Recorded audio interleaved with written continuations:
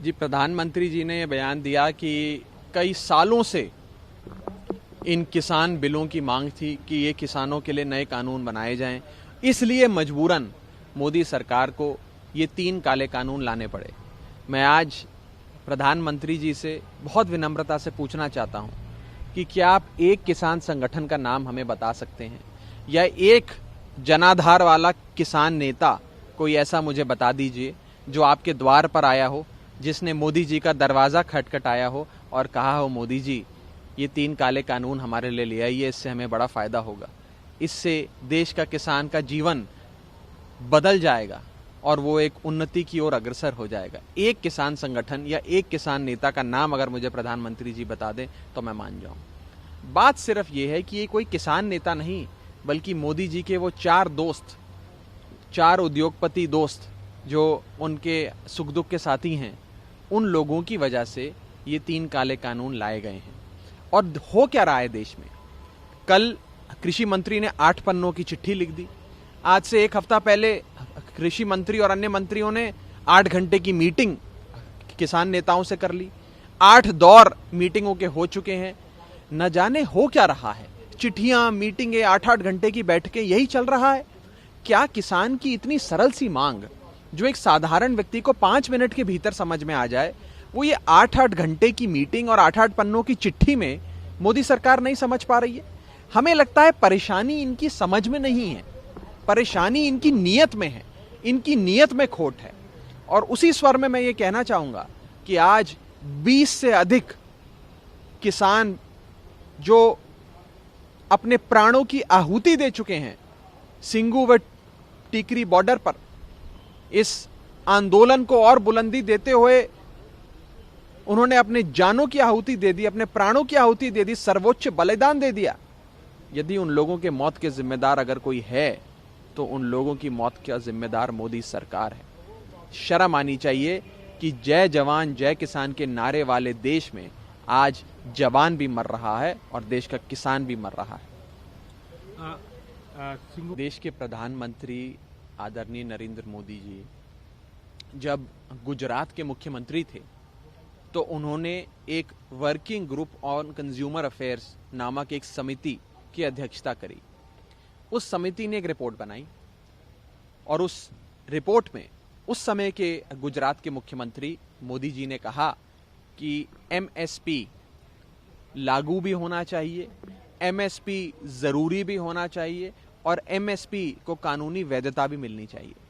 लेकिन जैसे ही गुजरात के मुख्यमंत्री देश के प्रधानमंत्री बनते हैं, उनका बयान उल्टा हो जाता है, उनकी मांगें बदल जाती हैं, उनकी चाह बदल जाती है और वे एमएसपी को खत्म करने वाले कानूनों को देश में लागू कर देते हैं। अगर ये दोहरा चरित्र नहीं है, अगर ये डबल स्टैंडर्ड्स नहीं है, डबल स्पीक नहीं है, तो क्या है? मैं साथ ही साथ ये भी कहना चाहूँगा देश के प्रधानमंत्री को कि आप वाराणसी में लेज़र शो कर रहे हैं, अच्छी बात है। आप दुनिया जहाँ के इवेंट में, सम्मेलनों में शामिल हो रहे हैं, और भी अच्छी बात है। आपने सदन का सत्र नहीं बुलाया, कहा महामारी है।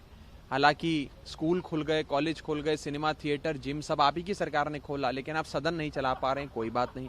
लेकिन कम से कम एक दिन सिंगू बॉर्डर जाकर देश के किसान से बात तो करो, उसकी समस्या समझने की कोशिश तो करो। यदि कोई एक भी देश का किसान आपको कहे कि ये 3 काले कानून जो हैं ये हमारे हित में हैं, तो कोई बात है।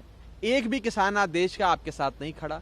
आप अपने दोहरे चरित्र को देश के सामने मत रखिए, आप देश के किसान की बात मानिए और इतनी निर्दयी सरकार जो मोदी सरकार बन चुकी है उसका पर्दाफाश मुझे लगता है आज सबके सामने हो चुका है।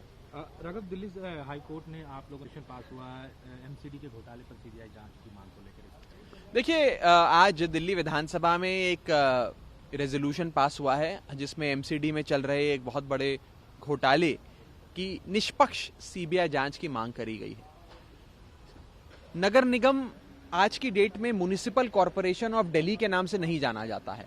आज एमसीडी का मतलब बन गया है मोस्ट करप्ट डिपार्टमेंट।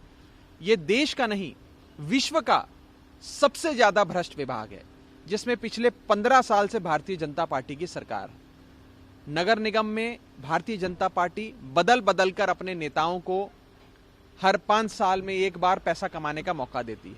हर बार टिकट बदल देती है। इस बार भी ये जो पार्षद हैं इनकी टिकट बदली जा रही है और नए लोगों को आगे लाया जा रहा है।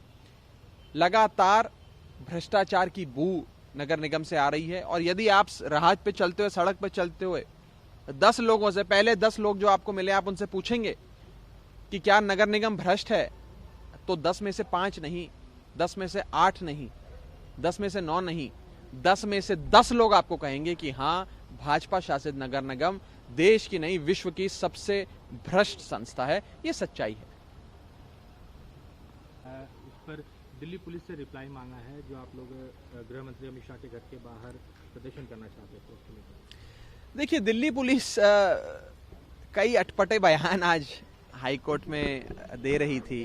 क्योंकि मामला सब जुडिस है, मैं ज्यादा टिप्पणी नहीं कर पाऊंगा इस विषय में। लेकिन दिल्ली पुलिस ने जो 2-4 चीजें कही, वो ये कही कि दिल्ली में निर्धारित स्थल हैं विरोध प्रदर्शन करने के, जैसे कि जंतर मंतर और रामलीला मैदान, तो किसी रिहायशी इलाके में आप विरोध प्रदर्शन नहीं कर सकते, इसलिए मुझे अमित शाह जी के घर जाने से रोका गया।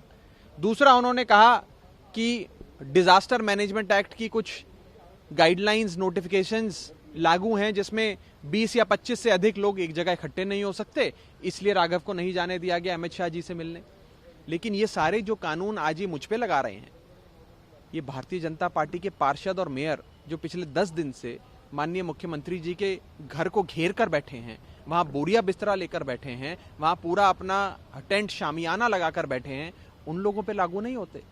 आज तो दिल्ली पुलिस के डबल स्टैंडर्ड सबके सामने आ गए। जब हमारे ऊपर, हमारे राइट टू प्रोटेस्ट, हमारे फ्रीडम ऑफ प्रोटेस्ट पे बात आती है, तो ये अपने कानून दिखा देते हैं कि भैया डीडीएमए का कानून भी है, नहीं भैया 20-25 लोगों से ज्यादा भी नहीं आ सकते हैं, आप जंतर मंतर रामलीला मैदान जाइए। लेकिन जब भाजपा के लोगों को प्रोटेस्ट करने की अनुमति देनी होती है, तो दिल्ली पुलिस उन्हें एस्कॉर्ट कर कर, बाइज्जत एस्कॉर्ट कर कर लाती है, उनके लिए बोरिया बिस्तरा बिछाती है, बढ़िया शामियाना लगवाती है और कहती है बैठ जाओ मुख्यमंत्री जी के घर के बाहर, ये रिहायशी इलाका है तो क्या हुआ, यहाँ डीडीएमए की गाइडलाइंस लागू है तो क्या हुआ, आप हमारे संरक्षण में यहाँ प्रोटेस्ट करो। ये दोहरा मापदंड दिल्ली पुलिस का और गृह मंत्रालय का सामने आ चुका है।